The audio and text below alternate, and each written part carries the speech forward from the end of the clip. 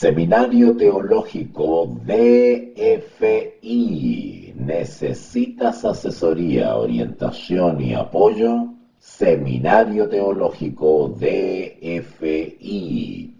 Charlas y cursos, conferencias magistrales, seminarios y clases, viajes misioneros. Infórmate a través de nuestra página web. Hola, ¿qué tal, queridos amigos? ¿Cómo están todos ustedes en esta jornada, ¿no?, del 26 de junio del año 2020 de nuestro Señor Jesucristo?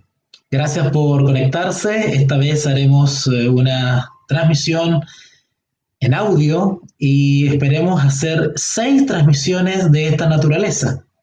Serían 6 transmisiones programadas en audio para repasar el seminario que algunos meses atrás realizamos de manera muy extensa. Esta vez vamos a hacer un gran repaso sobre algunos puntos y algunas cositas que vimos en el seminario anterior. Así que por eso la brevedad de estas transmisiones. Entonces, vuelvo a reiterar, serían 6 transmisiones en versión audio para que ustedes puedan escucharlas, repasarlas y reflexionarlas. Bueno, vamos a dividir estas 6 clases que tienen que ver con la Trinidad bíblica en capítulos muy bien identificados. El primer capítulo tendrá que ver con nuestro Señor Jesucristo, el Hijo de Dios. Y vamos a ver algunos textos que son muy conocidos, pero vamos a repasar un poquito la persona de nuestro Señor Jesús en el contexto de la deidad o Trinidad bíblica. El segundo tema a transmitir será el Dios y Padre nuestro, Señor Jesucristo. Luego hablaremos del Espíritu de Cristo. Luego hablaremos de el nombre del Padre, Hijo y Espíritu Santo. Luego hablaremos de un atributo maravilloso que es su misericordia y que es compartida por las 3 personas de la Trinidad. Y luego, para finalizar, veremos textos bíblicos hermosos que nos darán cuenta de que nuestro Dios, de naturaleza trina, es el Dios verdadero, que está por sobre todo Dios y sobre todo otra deidad que pretenda igualarse o compararse con nuestro gran Dios creador de los cielos y de la tierra. Vamos a orar para iniciar la reflexión, la lectura y el repaso. Así que vamos a dar lectura a algunos apuntes que yo tengo acá ya preparados, que son apuntes que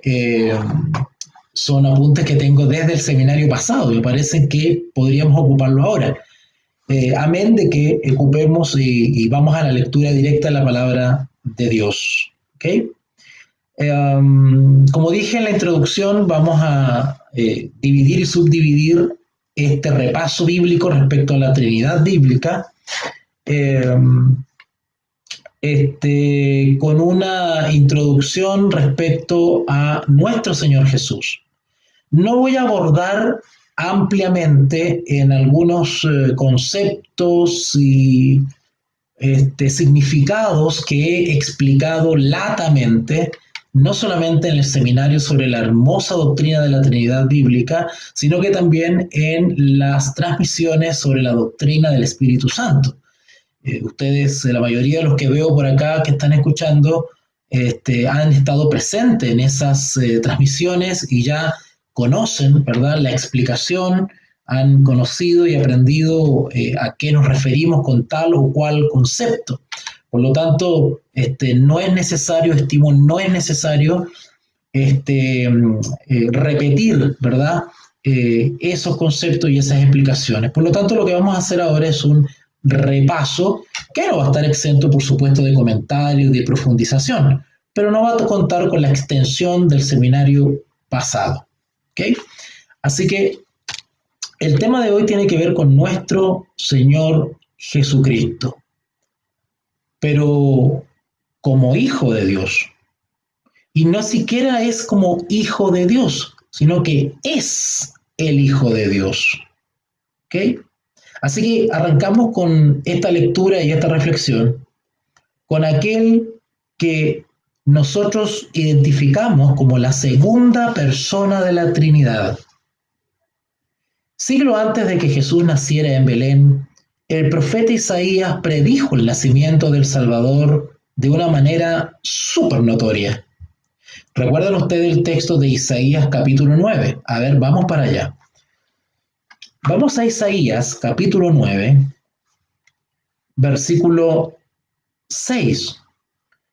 Estos son uno de muchos versículos que se identifican o se denominan como los textos mesiánicos. ¿Okay?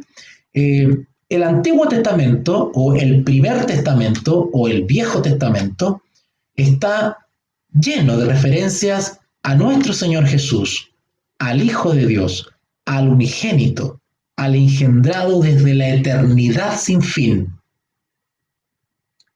Y esos textos, vuelvo a repetir, se identifican o los identificamos como los textos mesiánicos. ¿Por qué?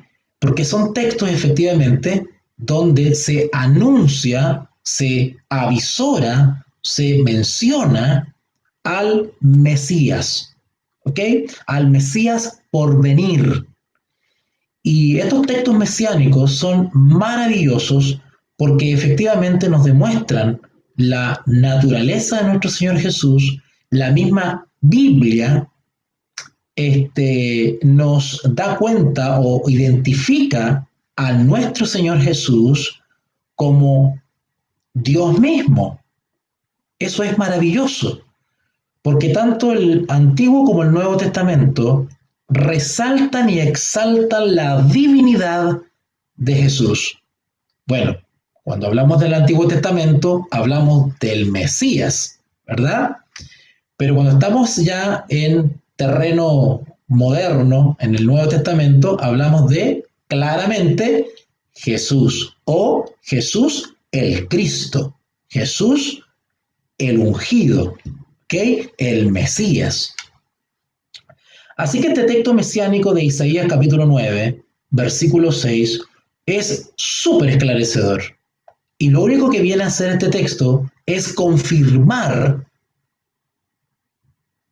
la identidad divina o la deidad de nuestro Señor Jesucristo, que no es menos que el Padre ni más que el Padre, sino que son coiguales, ¿ok? Son iguales. Dice así, Isaías capítulo 9, versículo 6. Porque un niño nos es nacido, hijo nos es dado, y el principado sobre su hombro, y se llamará su nombre. A propósito de las clases anteriores sobre la doctrina del Espíritu Santo, donde bíblicamente identificamos los nombres que se les atribuyen al Espíritu Santo, pues también la Escritura nos enseña una variedad de nombres que se le da a Jesús. En este caso, en el contexto de Isaías, al Mesías. Y de igual manera como a la persona del Espíritu Santo se le identifica con ciertos nombres o calificativos que denotan ciertas cualidades o atributos, de igual manera a nuestro Señor Jesús también cada nombre que se le asigna bíblicamente denota, por supuesto, su identidad, denota su deidad o divinidad, denotan atributos o cualidades de la persona del Mesías, en este caso, o de la persona del Señor Jesús. Y la misma regla es aplicable para el Padre o Jehová, nuestro gran Dios y Señor Todopoderoso, Padre de nuestro Señor Jesucristo. Vuelvo a leer el texto, Isaías 9:6. Porque un niño nos es nacido, Hijo nos es dado, y el principado sobre su hombro, y se llamará su nombre admirable. Noten que dice su nombre, no dice nombres. ¿Notaron ese detalle? No dice nombres en plural, sino que dice nombre. Qué delicadeza del profeta, inspirado por el Espíritu Santo, al denominar, después de anunciar la llegada de un niño, la aparición de un niño, que la realeza estaría sobre sus hombros. Y él habla que y se llamará su nombre.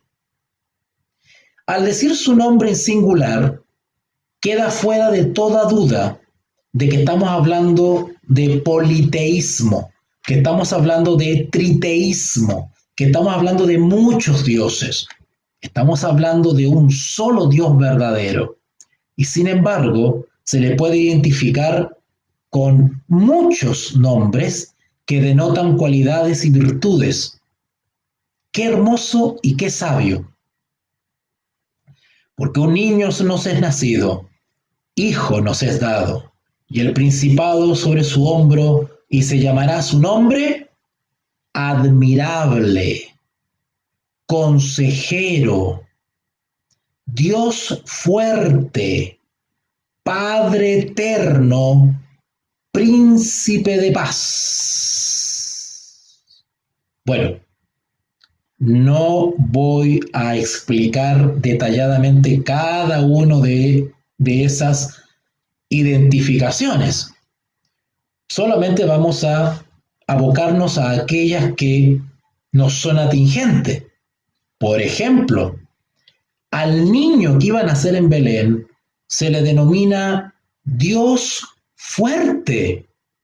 ¿Cómo entonces algunos están diciendo que hay jerarquías? Que las personas de la deidad son subordinadas, que uno es menos que el otro, que hay diferencias entre uno y otro, rebajando la naturaleza de uno en pos de otro. Si la misma escritura nos dice que ese niño es denominado Dios fuerte.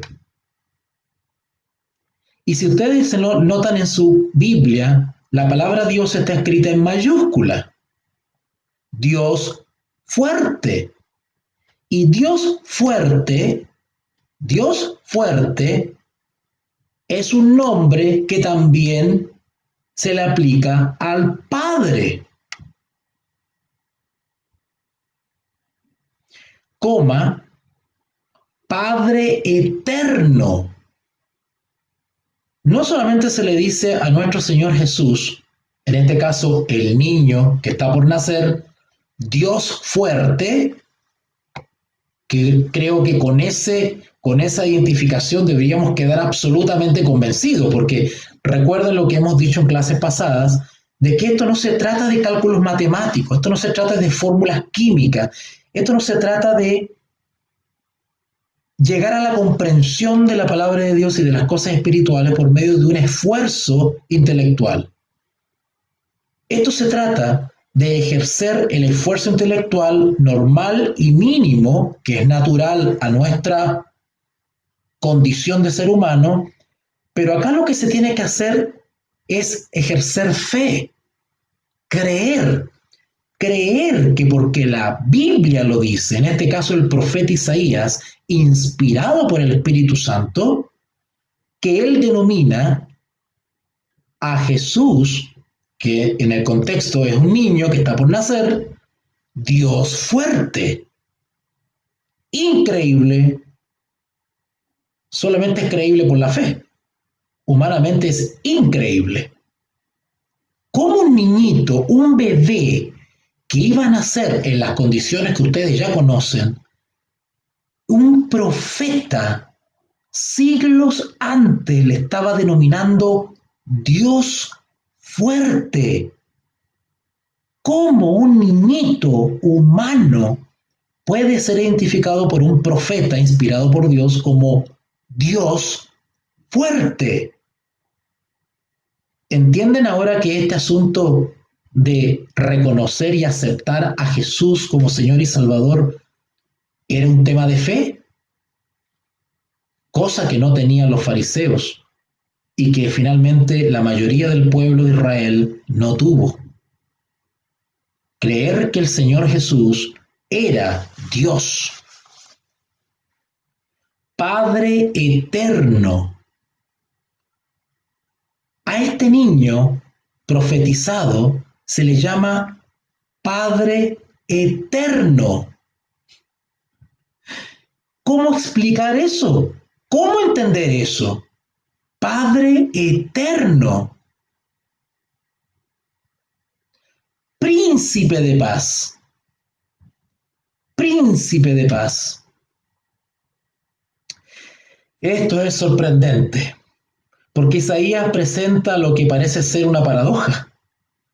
Escribe acerca de un niño que nace, un hijo. Esto significa que el niño es humano. También dice que este hijo será Dios y también le llama eterno. ¿Es posible que un niño humano que nazca pueda ser Dios fuerte y Padre eterno? Este enigma nos introduce a la persona de Jesucristo. Él es el Dios eterno y nació siendo un hombre.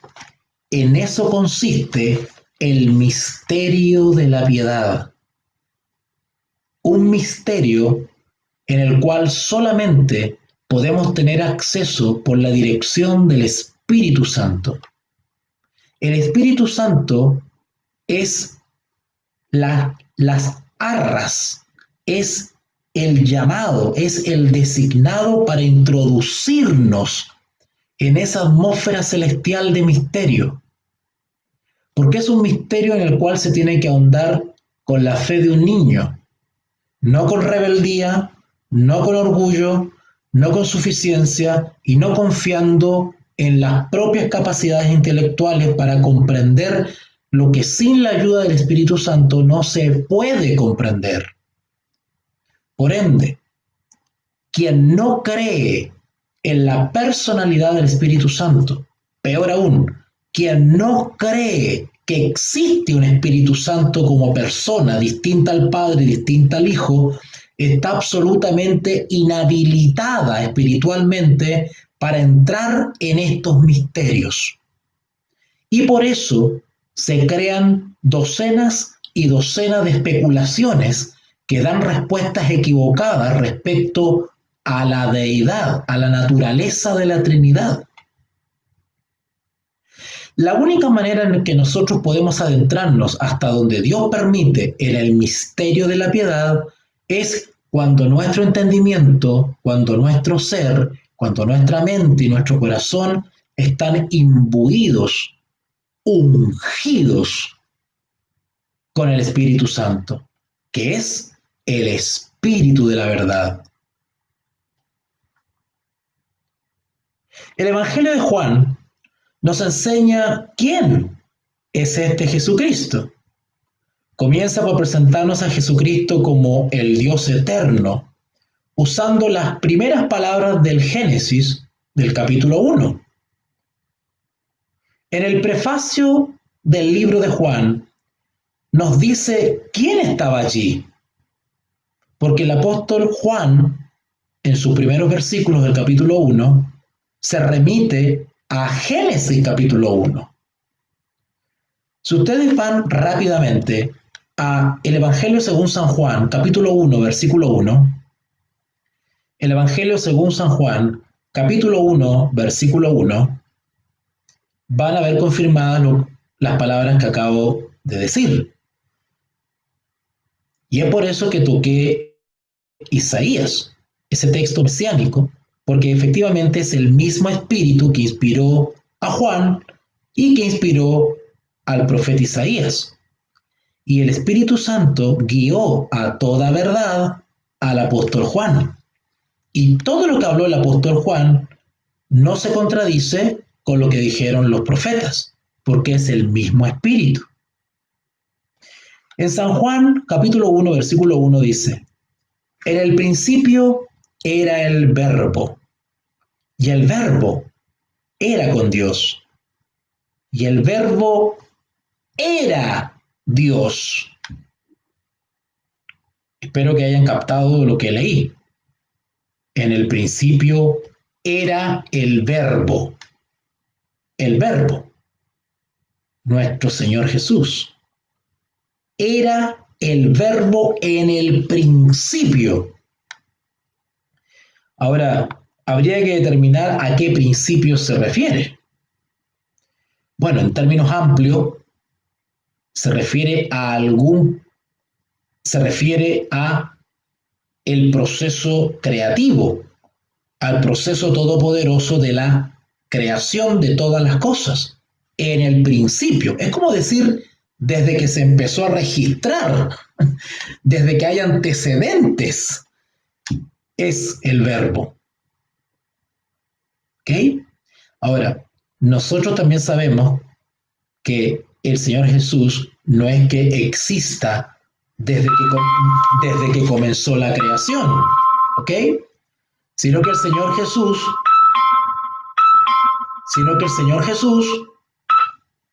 es desde la eternidad, sin fin, desde la eternidad incontable. El Señor Jesús no tiene comienzo, ni tiene fin, es eterno, porque la palabra dice que es eterno. No podemos humanamente calcular cuándo comenzó a existir el Señor Jesús o cuándo dejará de existir, porque Él nunca tuvo un comienzo, humanamente hablando. Aunque cuando la Escritura usa el vocabulario familiar, usa el vocabulario para describir la filiación, es decir, la relación entre padre e hijo, que eso es muy terreno, muy humano, pues nos habla de que engendró a su hijo, ¿cierto? Pero cuando habla de engendrar al hijo, lo hace en el contexto de la filiación, ¿vale? Cuando habla de engendrar al hijo es porque efectivamente nos está introduciendo en la individualidad de las personas que conforman la deidad. Mientras no use ese vocabulario, nosotros entendemos que Dios es el que es desde el principio. Y por naturaleza es plural, es trino. Y en su sabiduría la palabra de Dios, para complementar o ayudarnos a nuestro entendimiento humano respecto a esa Trinidad, Él usa vocabulario familiar que nos es cercano. Y por eso Él habla de Padre, Hijo. Y por eso Él nos habla de engendrar. Pero ese engendramiento es un misterio oculto. No sabemos en qué momento, cuándo, cómo, no sabemos. En el principio era el verbo. Y el verbo era con Dios. No solamente Jesús es Dios, sino que también es Hijo. Esto para la mente humana es imposible de entender. Llegamos a un punto en que tenemos que aceptarlo porque la Biblia lo dice. El verbo era en el principio. El verbo era con Dios. Cuando dice el verbo era con Dios, inmediatamente nos está sugiriendo que son dos, Padre e Hijo. Ya nos introducimos a la filiación. El verbo era con Dios. Pero no solamente eso, sino que el Verbo era Dios. ¡Wow! ¿Cómo entender esto? ¿Cómo entender este misterio? No solamente era en el principio, sino que estaba con Dios, pero al mismo tiempo era Dios. Misterio de los misterios. ¡Wow! Un poco después, el Evangelio de Juan dice que este verbo es la persona de Jesucristo, evidentemente. Todo el Nuevo Testamento identifica claramente a ese niño que anunció Isaías. Y a ese niñito lo identifica como Jesús. Jesucristo estuvo allí en el principio del universo. Estaba con Dios y era Dios. La divinidad de Jesucristo, es decir, la verdad implícita de que Él es Dios, cuando decimos divinidad de Jesús, su divinidad, estamos hablando que Jesús es Dios, porque lo acabamos de leer, era Dios. ¿Ok? Así que cuando hablamos de la divinidad de Jesucristo, igual cuando decimos la divinidad del Espíritu Santo, ¿por qué decimos eso? Porque el Espíritu Santo es Dios. De la misma manera misteriosa en la que Jesús era desde el principio, estaba con Dios y era Dios. De igual manera el Espíritu Santo también es desde el principio, estaba con Dios y es Dios. Toda la Escritura, y así lo estudiamos en las clases pasadas, demostramos bíblicamente que el Espíritu Santo proviene de Dios, del mismo trono de Dios. Así que la divinidad de Jesucristo puede verse en el hecho de que estuvo involucrado en la creación del mundo, porque el texto de Juan lo dice, era en el principio, era con Dios y es Dios. Así que la divinidad de Jesús queda absolutamente probada. Jesús estuvo involucrado activamente, protagónicamente, en la creación del mundo. Si avanzan un poquitito en San Juan capítulo 1, ustedes verán el versículo 3. Juan capítulo 1, versículo 3. Todas las cosas, es decir, las obras de la creación, todas las cosas, por Él, es decir, por el Verbo, por Jesús, fueron hechas. ¡Wow! Jesús fue creador, igual que el Padre e igual que el Espíritu Santo, que se movía sobre la faz del abismo. Los tres grandes poderes del cielo fueron quienes crearon este mundo. Juan dice, todas las cosas por Él fueron hechas.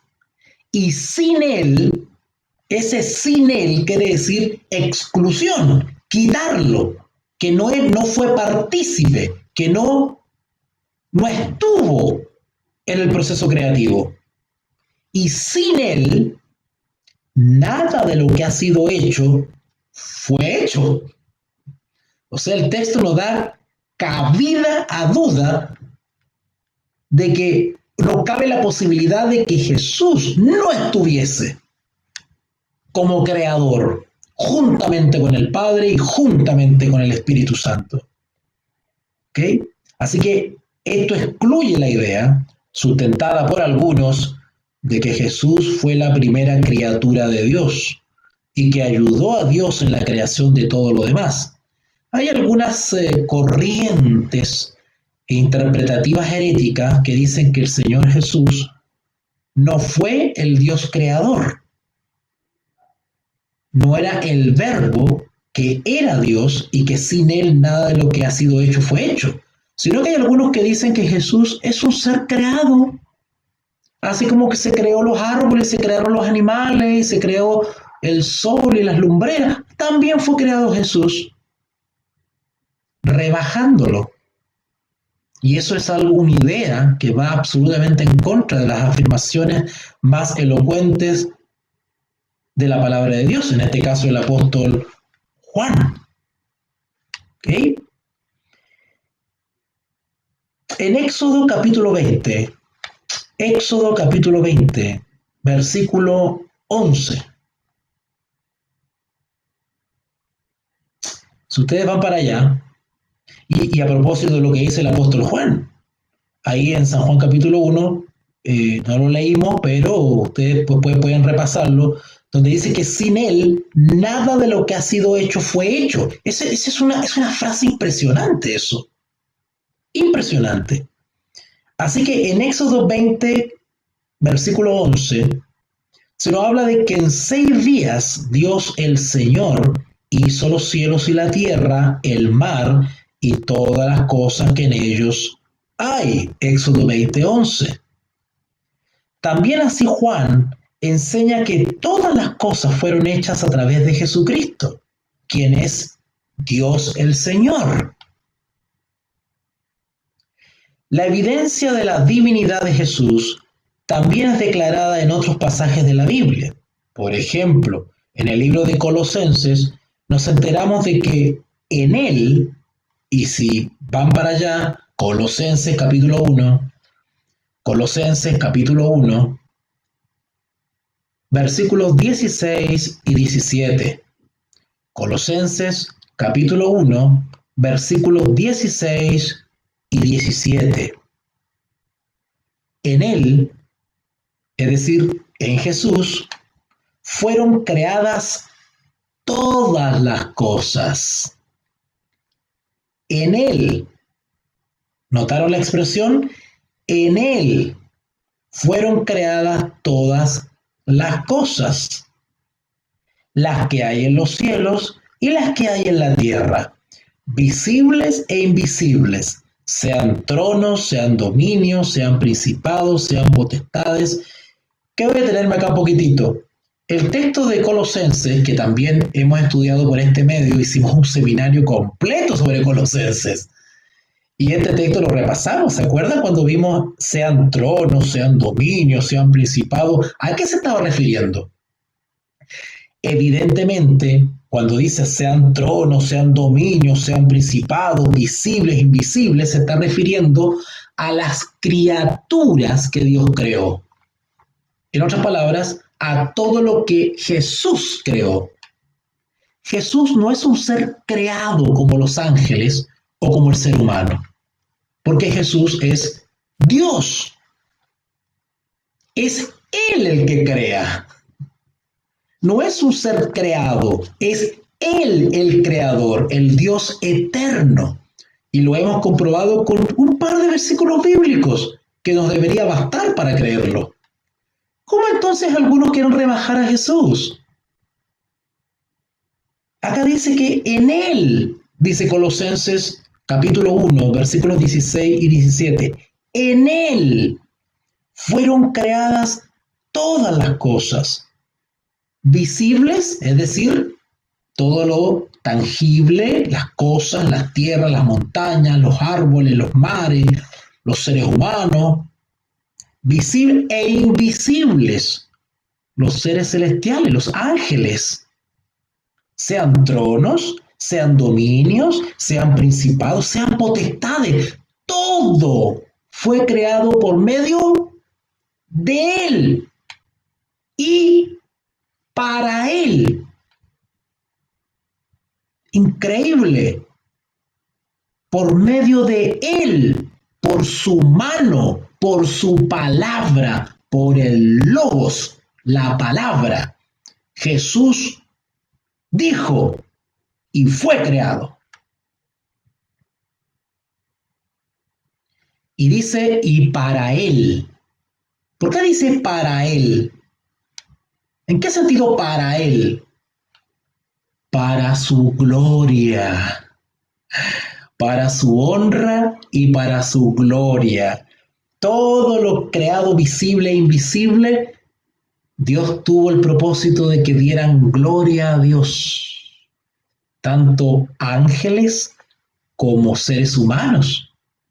y la misma creación diesen gloria a Dios. Los cielos cuentan tu gloria.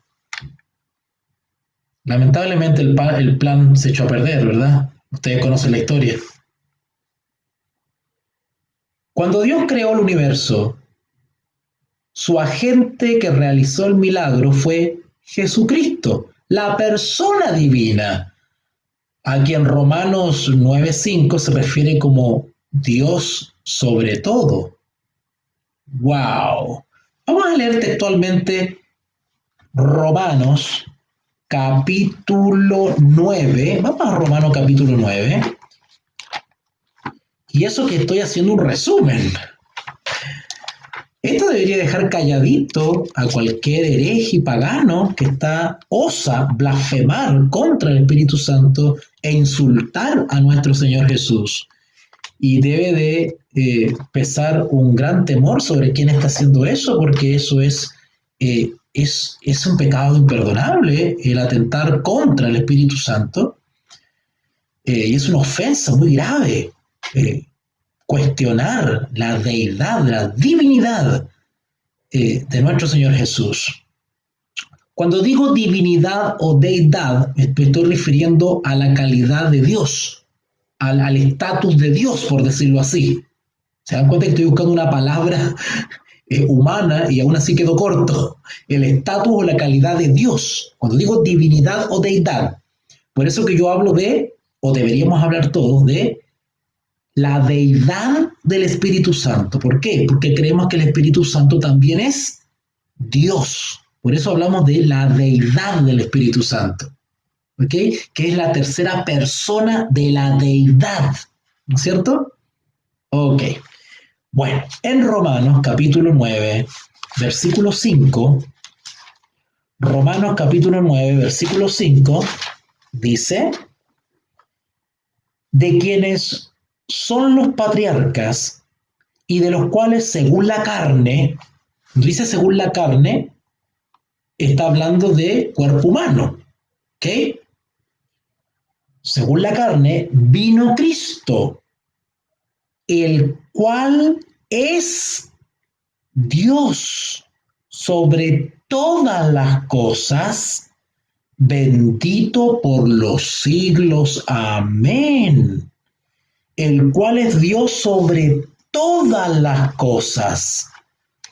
¿No le parece familiar ese texto a lo que leímos en San Juan 1:1? O más exacto, San Juan 1:3. Todas las cosas por Él fueron hechas y sin Él nada de lo que ha sido hecho fue hecho.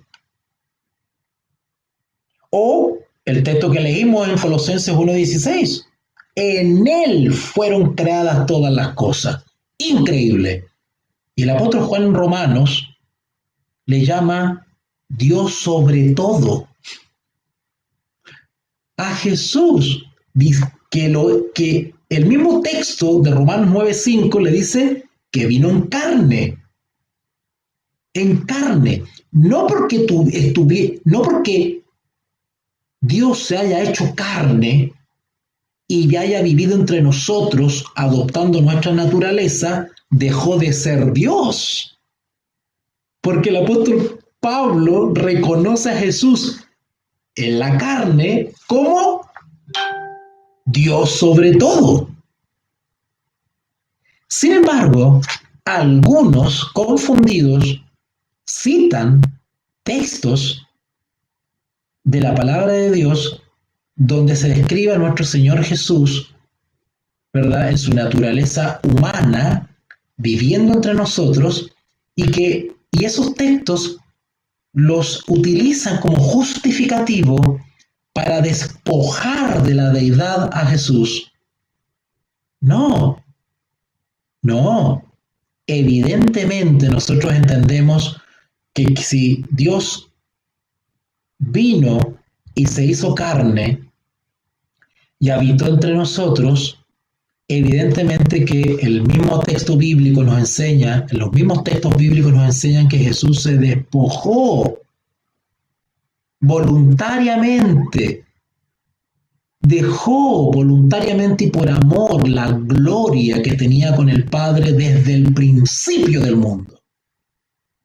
Pero no pierde la calidad de Dios, no deja de ser Dios, porque el mismo Espíritu Santo, inspirando a Romanos, inspirando en la carta a los Romanos, le llama Dios sobre todo.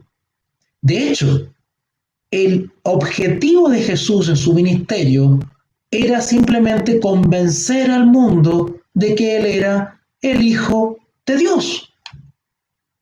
¿Recuerdan ese texto cuando se enfrentó a Tomás? Señor, muéstranos al Padre y nos basta. Y Jesús lo queda mirando a Tomás y le dice, tanto tiempo estoy con vosotros y no me reconocéis, no me habéis visto. El que me ve a mí, ve al Padre. Y el Padre y yo, uno somos. Sin embargo, algunos creen que porque Dios asumió una naturaleza humana, dejó de ser Dios o perdió su divinidad. ¡Qué groseros! El apóstol Juan continúa su historia introductoria del Verbo, que era Dios y que era con Dios, en el versículo 14. San Juan capítulo 1, versículo 14. San Juan capítulo 1, versículo 14. Y aquel Verbo fue hecho carne. Ahí estamos hablando de la encarnación. Y habitó entre nosotros. O sea, el ministerio terrenal público de Jesús. Esto se refiere al momento cuando Él, es decir, el Dios fuerte del que habla Isaías, nos nació en esta tierra. La persona divina y eterna de Jesucristo añadió a sí mismo nuestra naturaleza humana. O en otras palabras, asumió voluntariamente nuestra naturaleza. ¿Ok? Nuestra naturaleza caída, con tendencia al mal. ¿Ok? Y lo hizo con el propósito de probarnos o dar ejemplo de que nuestra naturaleza caída, nuestra tendencia al mal, no es excusa, no es motivo, no es justificativo para decir yo no puedo dejar de pecar, yo no puedo ser perfecto. Para eso vino el Hijo del Hombre, en nuestra misma carne, para demostrar que por la fe en sus padres, el ser humano puede vivir en esta tierra sin caída, en completa obediencia. El libro de Hebreos también nos enseña acerca de la humanidad plena de Jesús, ¿vale? Acabamos de ver algunos textos que hablan de la divinidad de Jesús, pero hay textos que también nos hablan de la plena humanidad de Jesucristo. Por ejemplo, en Hebreos capítulo 4, versículo 15. Hebreos capítulo 4, versículo 15.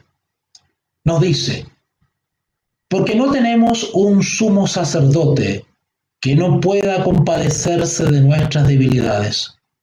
En otras palabras, está diciendo, no tenemos un sumo sacerdote que no tiene una idea de lo que nosotros tenemos que pasar.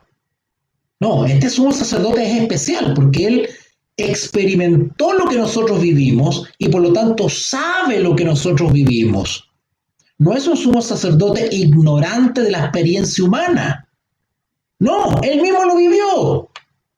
Es como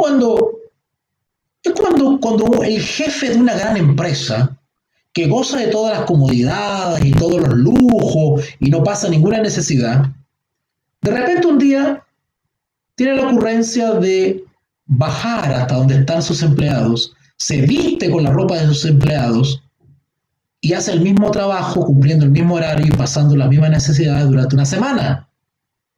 Luego vuelve a su cargo elevado de dueño de la empresa y ya su visión de las cosas es distinta. porque Él sabe lo que es estar ahí cumpliendo un horario. Él sabe lo que es estar ahí tomando la movilización, esforzándose y trabajándose. Porque no tenemos un sumo sacerdote que no pueda compadecerse de nuestras debilidades, sino uno que fue tentado. Oh, eso sí lo sabemos, Jesús fue tentado, y no solamente fue tentado al iniciar su ministerio, ustedes recuerdan eso en el desierto, sino que toda su vida fue tentado. ¿Ok? Porque no tenemos un sumo sacerdote que no pueda compadecerse de nuestras debilidades, sino uno que fue tentado en todo según nuestra semejanza, pero, ¿dónde está la diferencia? Sin pecado. No cedió a la debilidad, no cedió a la tendencia natural del ser humano. Normalmente no pensamos que Dios sea tentado. No obstante, enseña que cuando el Verbo se hizo carne, se igualó a nosotros en nuestra vulnerabilidad y debilidad. Experimentó de primera mano cómo se siente el hambre, la sed, la soledad, la tentación. Aún así, a pesar de sus debilidades, nunca pecó cediendo a la tentación. Permaneció siendo totalmente humano y totalmente obediente a la Escritura. Jesús es el único ser humano que se ha mantenido perfecto. Jesús es el perfecto, es el santo y nos dejó ejemplo para que sigamos sus pisadas. Por eso que nosotros nos identificamos como los de la fe de Jesús. ¿No se acuerdan de eso? ¿Saben ustedes por qué nosotros nos identificamos con los de la fe de Jesús? Porque se supone que nosotros estamos obteniendo las mismas victorias que obtuvo Jesús por la fe en su nombre. Y ninguno tiene moral para identificarse con los de la fe de Jesús si no estamos caminando como Jesús. ¿Cómo? En victoria, en obediencia. Si somos constantemente vencidos, pues no estamos poniendo nuestra mirada en Jesús como ejemplo. Hebreos, que acabamos de leerlo, afirma además que la naturaleza humana de Jesucristo, que Jesucristo tomó, fue la misma naturaleza humana que tenemos nosotros. Hay algunos que argumentan y dicen, ay, pero que Jesús era el Hijo de Dios, tenía una ventaja. No es así, no es así. Él no echó mano a su deidad para vencer el pecado, sino que en la condición humana, por la fe, dependió del poder que le entregaba su Padre. De igual manera nosotros, aun siendo débiles, podemos ser fuertes por la fe en Jesús y depender del diario poder que Él nos brinda y ha prometido brindarnos. Si ustedes se fijan por ahí en Hebreos capítulo 2, Hebreos capítulo 2, versículo 14, Hebreos 2:14, dice así: así que, por cuanto los hijos participaron de carne y sangre, es decir, cuerpo humano, Él, Jesús, también participó de lo mismo. ¿Se dan cuenta que se cae el argumento que dice que Jesús tuvo ventaja porque era el Hijo de Dios? No. El mismo texto inspirado por el Espíritu Santo dice, así que por cuanto los hijos participaron de carne y sangre, es decir, nosotros, Él, Jesús, también participó de lo mismo. No de una cosa distinta. Ahí dice, de lo mismo, dice. Para destruir por medio de la muerte al que tenía el imperio de la muerte. Esto es, al diablo. Claro, porque Jesús se mantuvo obediente hasta la muerte y venció la muerte por la fe. de igual manera nosotros podemos vencer al diablo hasta el último día. Ser fieles de aquí en adelante hasta que Jesús venga. Y si morimos, todo aquel que cree en Cristo vivirá. Todo esto es vitalmente importante para nosotros. La Biblia dice que somos pecadores, que hemos desobedecido los mandamientos de Dios. La única manera para escaparnos del castigo eterno de Dios que merecemos por nuestros pecados es que alguien sea completamente libre de pecado y humano padezca ese castigo en nuestro lugar. Y eso fue lo que hizo Jesús. Jesús vino a ofrecerse un rescate. Somos nosotros los que teníamos que haber sido crucificados. Somos nosotros los que teníamos que haber sido latigados. Somos nosotros los que teníamos que haber sido humillados, escupidos y abofeteados. Y sin embargo, Él vino en nuestro lugar. Él vino a justificarnos ante el Padre. No, Padre, no. Sobre ellos no. Déjame a mí. Yo me ofrezco para que ellos tengan una opción, una posibilidad de volver a recobrar esa relación que tuvieron en el principio. Qué maravilloso mensaje.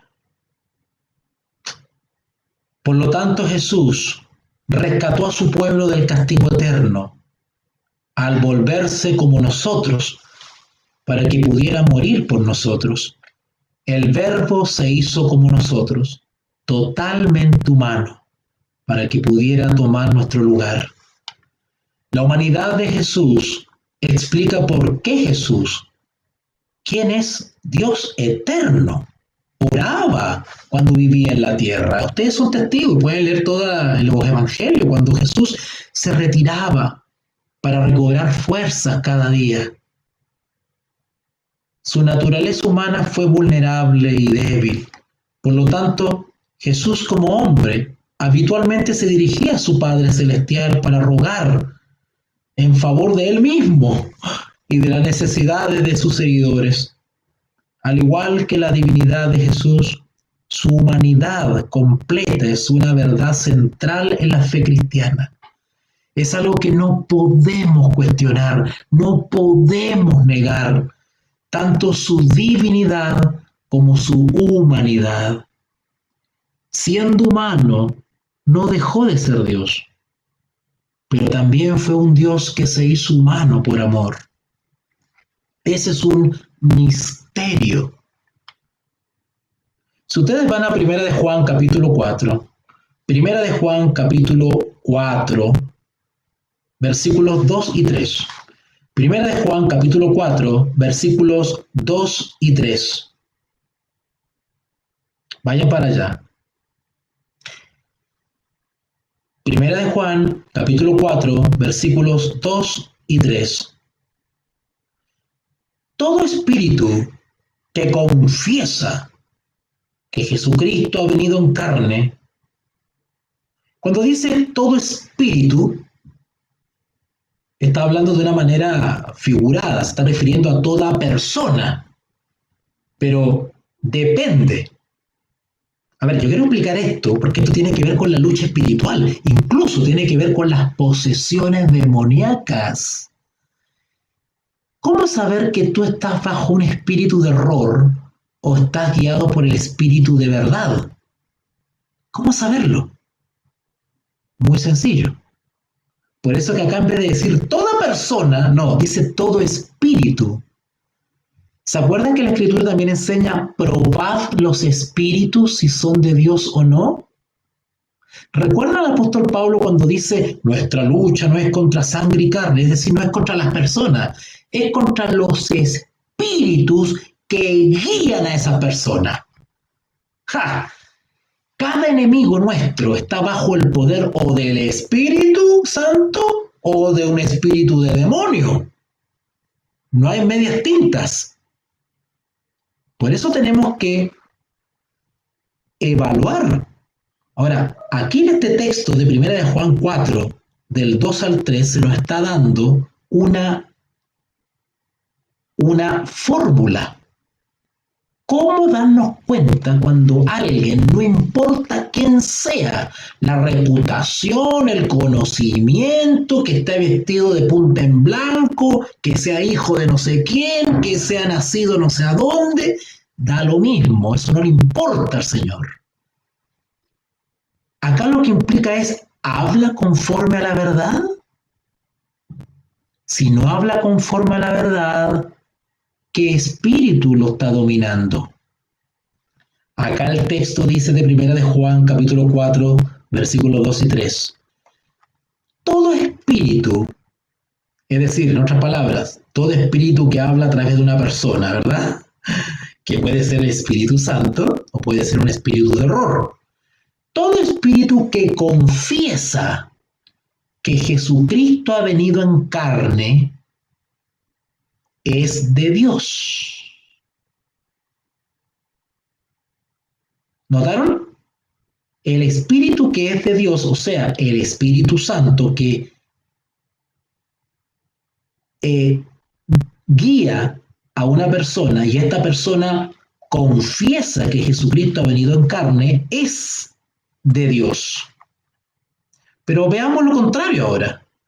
Todo espíritu, acá está hablando de espíritu inmundo, todo espíritu que no confiesa que Jesucristo ha venido en carne, no es de Dios. ¿Notaron?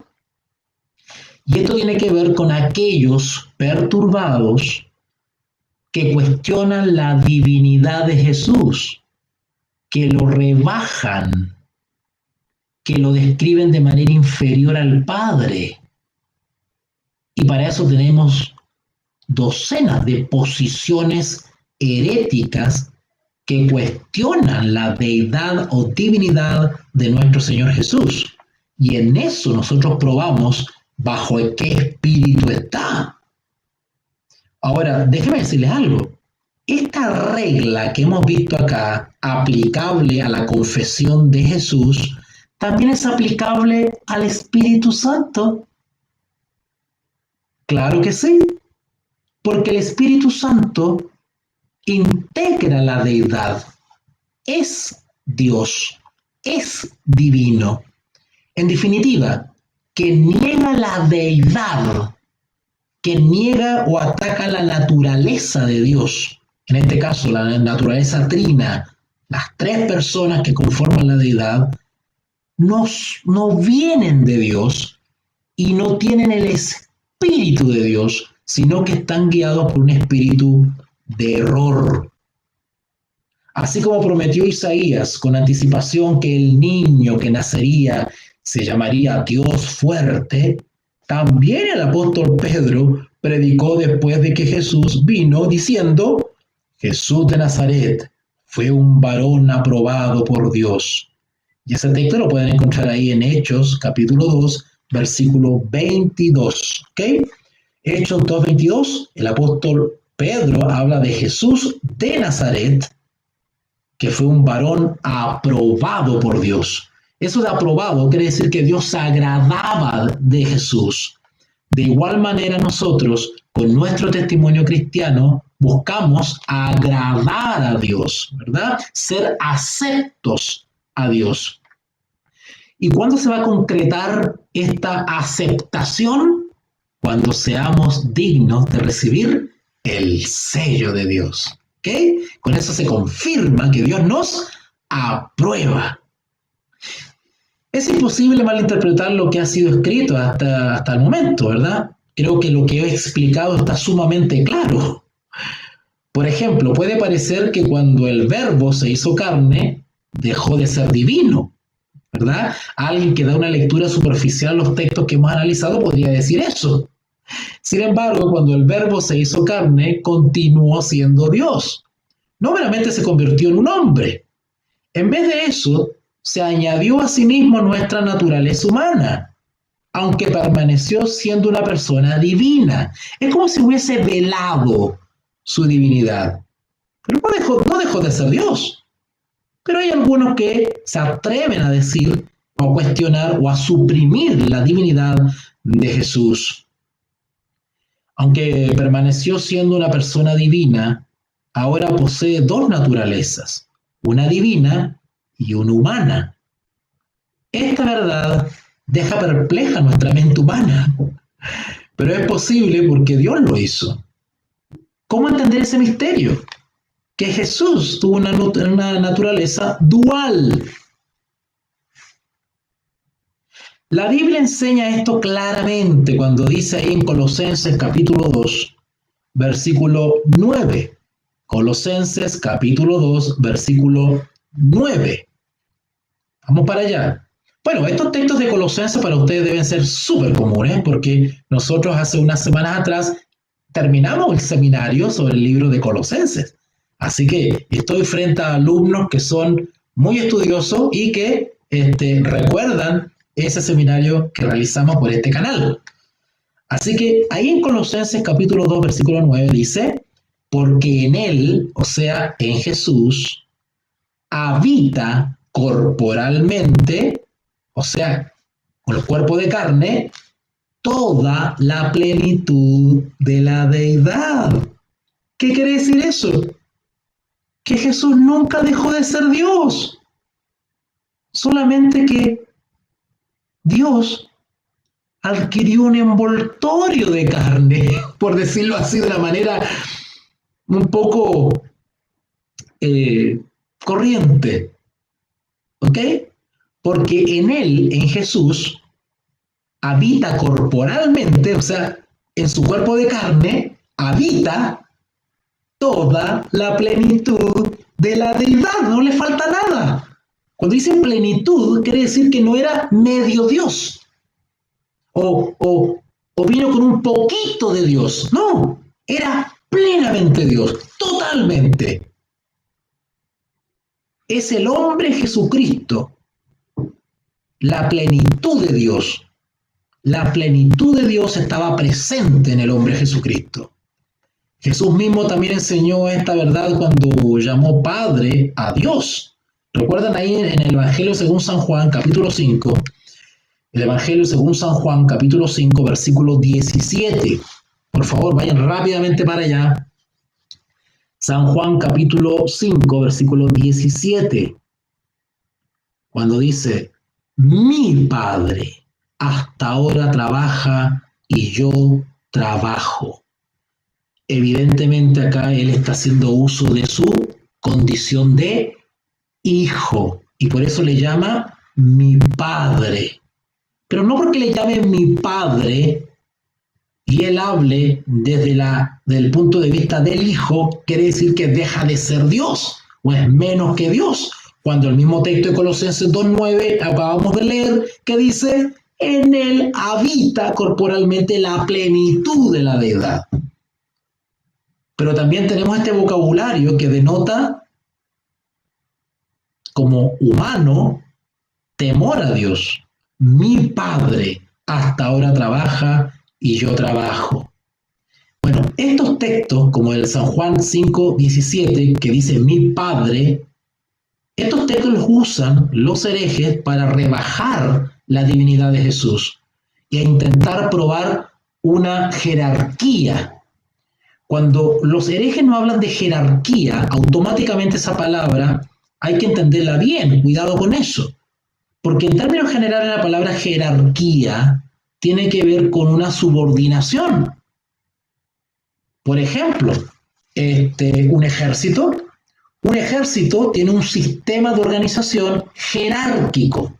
Está el general en jefe, que es el que tiene la voz máxima, y para abajo todo tiene que obedecerle, ¿verdad?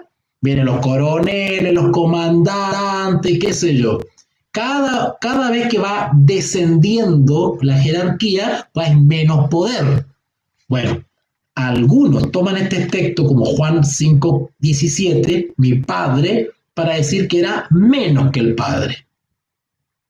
¿Ok? Claro, evidentemente, desde cierto punto de vista sí lo era, pero en realidad no lo era. ¿En qué sentido no lo era? En que Jesús voluntariamente se despojó de su gloria por amor. Pero eso no quiere decir que deja de ser Dios, porque el mismo texto de Colosenses 2.9 lo comprueba. ¿Ok? Esto de Juan 5:18, cuando dice mi Padre, ¿verdad? Es una tremenda declaración que sus opositores, los fariseos, no entendían. Y hoy en día tenemos cristianos que piensan igual que los fariseos, no entienden este misterio. Los opositores de Jesús se enfurecían cuando Jesús decía mi Padre, porque estaba diciendo algo que es verdad. Dios era su Padre, implicando que Él era igual a Dios. Si ustedes leen el versículo que sigue, San Juan 5:18, se van a dar cuenta. ¿Ok? Esta fue una declaración que llevó a los líderes religiosos judíos a decidir que Jesús debía morir. No obstante, Jesús nunca les dijo que lo habían malentendido. Ellos entendieron adecuadamente su declaración. El Jesús humano era igual a Dios, porque Él también era Dios. Esta era una verdad fundamentalmente cierta acerca de Él, que estuvo dispuesto a morir con tal de mantenerla. Como la Biblia enseña consistentemente, Él era hombre y Dios. Esta verdad es importante conocerla cuando buscamos entender lo que ocurrió cuando Jesús murió en la cruz. Cuando Jesús murió, su muerte no fue un accidente, no fue una muerte por la edad avanzada. Su muerte en la cruz se debió a la maldición de la ley, que recaía sobre todo pecador, y que Jesús voluntariamente aceptó ser ofrenda y víctima de esa maldición. ¿Qué maldición? La muerte sobre el pecador. ¿Ok? Jesús murió en la cruz como hombre perfecto, muriendo en lugar de los hombres y mujeres pecadores, libre de pecado desde la concepción y el nacimiento. Fue capaz de morir por el pecado que ha estado presente en nosotros desde nuestra concepción y nacimiento. Pero también siendo Dios, fue capaz de soportar todo el castigo y fue capaz de morir por muchos. Siendo Dios, pudo hacer lo necesario para pagar todos nuestros pecados, como para lidiar con Dios por nosotros. Y siendo humano, estuvo lo suficientemente cerca de nosotros como para morir en nuestro lugar. El misterio de que Dios añadió a sí mismo nuestra naturaleza humana fue precisamente lo que necesitábamos para ser salvos de nuestros pecados. Él fue el Hijo de Dios que soportó el castigo de Dios y fue el hombre que pudo pagar por los pecados humanos. La Biblia nos dice que confiemos solo en Jesucristo para ser salvos de nuestros pecados. Debemos ir a Dios y decirle que somos pecadores. Nos hemos rebelado en su contra, le hemos desobedecido y le hemos odiado. La Biblia también nos dice que vayamos a Cristo, creyendo que Él es todo lo que necesitamos para el perdón de nuestros pecados. Cuando creemos en Jesús, confiamos que Él murió por nosotros. La Biblia promete allá en San Juan 3:16, porque de tal manera amó Dios al mundo, que ha dado su Hijo unigénito, para que todo aquel que en Él cree no se pierda, mas tenga vida eterna. Para ser salvos de nuestros pecados necesitamos este milagro sorprendente por el cual nació el Dios eterno. Esta solución para nuestros pecados hace surgir algunas preguntas. Si Jesús es Dios, ¿quién es Dios? ¿Quién, de acuerdo con San Juan 3:16, dio a Jesús? ¿Su Hijo unigénito? Bueno, todas esas cositas las vamos a ir estudiando en los próximos capítulos que vamos a ir desarrollando por estas transmisiones. Es fundamental para poder entender en algo el misterio de la Trinidad, el conocer a cada una de las personas que conforman la deidad: Padre, Hijo y Espíritu Santo. Algo hemos estudiado ya del Espíritu Santo, Así que ahora vamos a tocar, y hemos tocado ya algo de la persona de Jesús. Iremos viendo más cositas y profundizando sobre la hermosa naturaleza de Dios, su naturaleza trina, las tres personas de la deidad que están esperando que nosotros vayamos a ella, dependamos de ella y la conozcamos. Oremos. Bendito Dios y Padre, gracias Padre Celestial por esta oportunidad maravillosa que nos has dado esta noche de Santo Sábado para acercarnos a la persona de Jesús. Gracias por revelarnos al Hijo eterno de Dios, Padre. Gracias porque estamos conociendo a Jesús, redescubriendo a nuestro Maestro, a nuestro Salvador, a nuestro Rey, a nuestro sumo sacerdote, al Cordero de Dios que quita los pecados del mundo, al Dios eterno, príncipe de paz, Dios con nosotros, Emanuel. Gracias, Señor, por tu Hijo. Y gracias también, Señor, por tu Espíritu Santo, que es quien ilumina nuestra mente para poder comprender las maravillas de tu eternidad. Si en algo lo hemos comprendido, danos ese gozo que prometiste.